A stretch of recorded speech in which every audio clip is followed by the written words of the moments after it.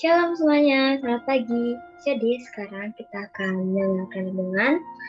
Tapi sebelum itu kita harus mengucap syukur pada Tuhan karena pada pagi hari ini kita masih bisa berdiri, kita masih bisa bernafas, kita masih bisa hidup. Itu semua karena berkat kemurahan Tuhan.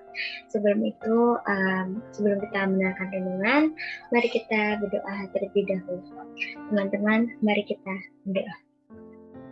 Bapa yang ada dalam kerajaan surga, terima kasih Bapa pada kesempatan yang baik ini. Tuhan masih berikan kami kesehatan dan masih berikan kami tubuh yang lengkap. Itu semua karena berkat kemurahan-Mu. Ya Bapa, kami sebentar akan mendengarkan renungan. Tuhan berkati kami untuk bersatu, buka hati pikiran kami agar kami dapat mendengarkan renungan pada pagi hari ini dengan baik, dengan hikmat daripada-Mu. Terima kasih ya Tuhan. Hanya dalam nama-Mu kami dapat berdoa dan telah mengucap syukur. Haleluya. Amin. Oke, judul yang aku ambil pada pagi hari ini yaitu kegagalan bukan akhir dari segalanya. Setiap orang pasti mengalami kegagalan. Namun, kegagalan yang dialami setiap pribadi selalu berbeda-beda, pastikan. Terkadang kegagalan itu merusak semuanya. Dan ada juga kegagalan perlahan-lahan menghanguskan. Kali ini aku mau menyampaikan kepada kita semua, kepada kalian, bahwa kegagalan yang kita alami ini bukan akhir dari segalanya, melainkan untuk membentuk pribadi kita menjadi seseorang yang berpengalaman dan profesional.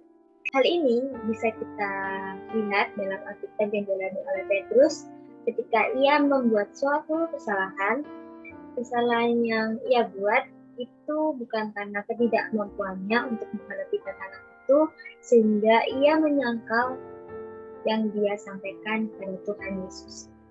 Oke, kita buka Markus 14 ayat 26 sampai 31. Oke, kita baca Markus 14 ayat 26 sampai 31. Sesudah mereka menyanyikan nyanyian pujian, pergilah mereka ke Bukit Zaitun. Lalu Yesus berkata kepada mereka, "Kamu semua akan bergoncang imanmu, sebab ada tertulis, Aku akan memukul gembala, dan domba-domba itu akan bercerai-berai. Akan tetapi sesudah aku bangkit, aku akan mendahului kamu ke Galilea," kata Yesus kepadanya. "Biarpun mereka semua tergoncang imannya, aku tidak." Lalu kata Yesus kepadanya, "Aku berkata kepadamu, sesungguhnya pada hari ini, malam ini juga sebelum ayam berkokok 2 kali, engkau telah menyangkal aku 3 kali."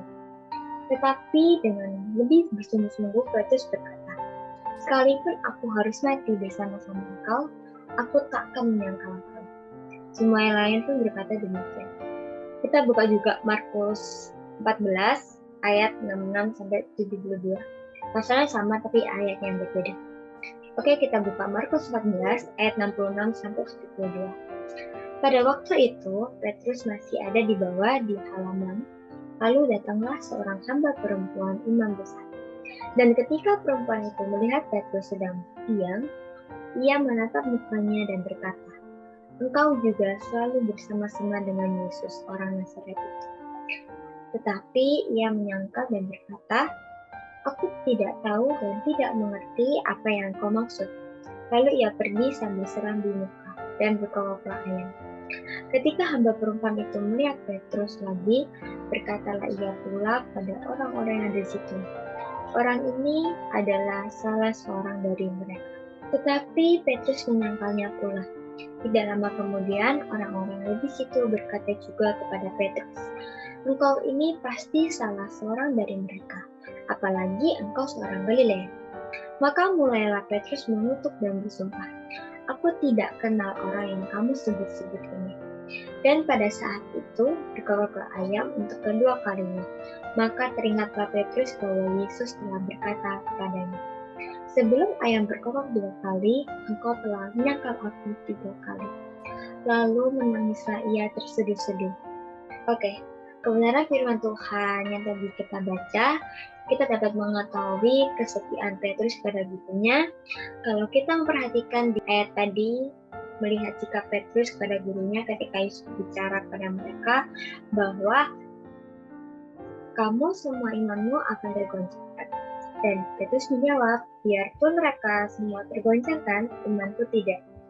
Namun Tuhan Yesus menjawab, Petrus, sebelum ayam berkokok kedua kali, engkau telah menyangkal aku 3 kali.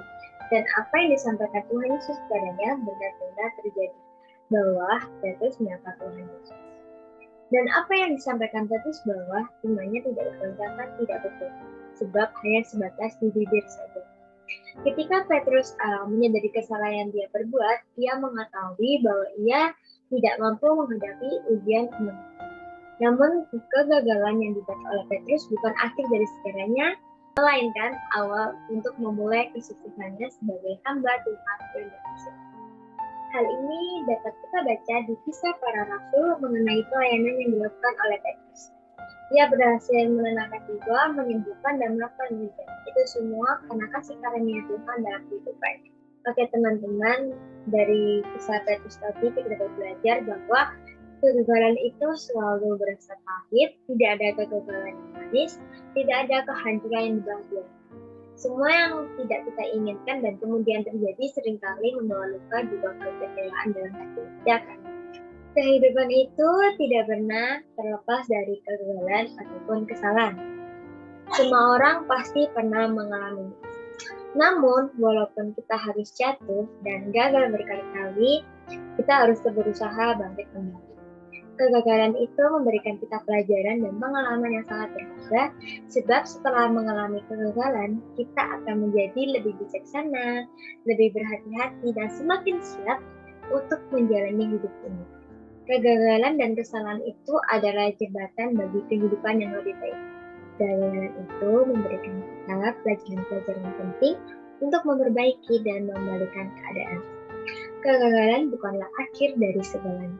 Justru dapat menjadi titik balik menuju kehidupan yang lebih baik. Jangan berlarut-larut menyesal yang sudah terjadi, teman-teman. Kalau kalian semua yang mendengar ini sedang mengalami kegagalan, mengalami kesusahan, datanglah kepada Tuhan dan percaya kepadanya, karena di dalam Tuhan kita akan memperoleh kekuatan dan pertolongan. Jangan pernah putus asa di saat kamu gagal, dan percayalah bahwa Tuhan selalu bersamamu dan Tuhan merencanakan yang terbaik dari yang terbaik untuk kalian semua. Amin. Tuhan Yesus memberkati. Oh ya, aku mau ngasih ayat terakhir, ayat penutup. Amsal 24 ayat 16. Sebab 7 kali orang benar jatuh, namun ia bangun kembali. Tetapi orang fasik akan roboh dalam bencana.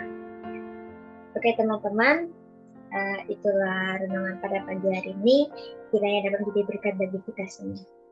Terima kasih yang telah mendengarkan. Tuhan Yesus memberkati. Sebelum kita menutup, mari kita berdoa terlebih dahulu. Teman-teman, mari kita berdoa. Tuhan Yesus yang baik, terima kasih Tuhan karena pada pagi hari ini kami telah menyelesaikan renungan. Berkati kami yang telah mendengarkan Tuhan, agar melalui renungan pada pagi hari ini kami dapat dikuatkan dan dapat melakukannya di kehidupan sehari-hari. Berkati teman-teman kami juga Tuhan yang akan melakukan aktivitas sehari-harinya. Tuhan berkati, Tuhan tuntun, Tuhan bimbing agar mereka selalu ada di dalam jalan-Mu. Terima kasih Tuhan, inilah doa permohonan kami alaskan dalam nama Tuhan Yesus Kristus Juru Selamat kami yang hidup. Haleluya, amin.